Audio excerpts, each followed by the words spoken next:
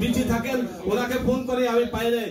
পবিত্র মাহে রমজান উপলক্ষে মঙ্গলবার দুবাইয়ের একটি হোটেলে ইফতার অনুষ্ঠানের আয়োজন করে বাংলাদেশ জাতীয়তাবাদী দল সংযুক্ত আরব আমিরাত কেন্দ্রীয় কমিটি। অনুষ্ঠানে সভাপতিত্ব করেন সংযুক্ত আরব আমিরাত বিএনপির আহ্বায়ক জাকির হোসেন। অনুষ্ঠানে স্বাগত বক্তব্য দেন নাসির উদ্দিন চৌধুরী। আমাদেরকে একটাই লক্ষ্য, দেশনায়ক জনাব তারেক রহমানকে আগামী রাষ্ট্রনায়ক করা, কারণ উনি হলো একজন মিশনারি নেতা।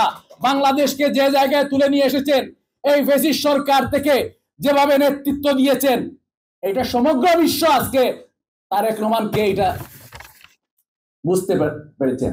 ইফতার অনুষ্ঠানে প্রধান অতিথি ছিলেন বাংলাদেশ জাতীয়তাবাদী দল বিএনপির আন্তর্জাতিক বিষয়ক সম্পাদক ও মধ্যপ্রাচ্যের সাংগঠনিক সমন্বয়ক আহমেদ আলী মুকিব। এ সময় তিনি বলেন, গণঅভ্যুত্থানের মাধ্যমে আংশিক সফলতা আসলেও পুরোপুরি সফলতা তখনই আসবে যখন দেশের জনগণ ভোটের অধিকার ফেরত পাবে। সেই ষড়যন্ত্র ধারাবাহিকতা এখনো আছে, আগামীতেও থাকবে।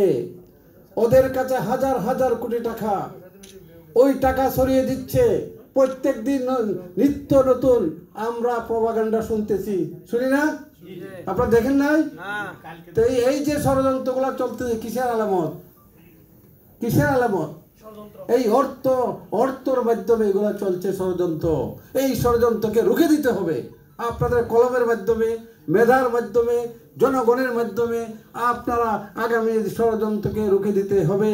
অনুষ্ঠানে বিশেষ অতিথি ছিলেন সৌদি আরবের পশ্চিমাঞ্চল বিএনপির সিনিয়র যুগ্ম আহ্বায়ক আব্দুল মান্নান, সংযুক্ত আরব আমিরাত বিএনপির যুগ্ম আহ্বায়ক আব্দুস সালাম তালুকদার, সদস্য প্রকৌশলী আব্দুস সালাম খান, দুবাই বিএনপির সভাপতি মুহাম্মদ রফিক সহ আরও অনেকে। অনুষ্ঠানে সাবেক প্রধানমন্ত্রী বেগম খালেদা জিয়ার রোগ মুক্তি কামনায় দোয়া ও মোনাজাত করা হয়। এছাড়া দেশের স্বাধীনতা সংগ্রাম ও সকল মুক্তিকামী আন্দোলনে শহীদ ও তাদের পরিবারের জন্য দোয়া করা হয়।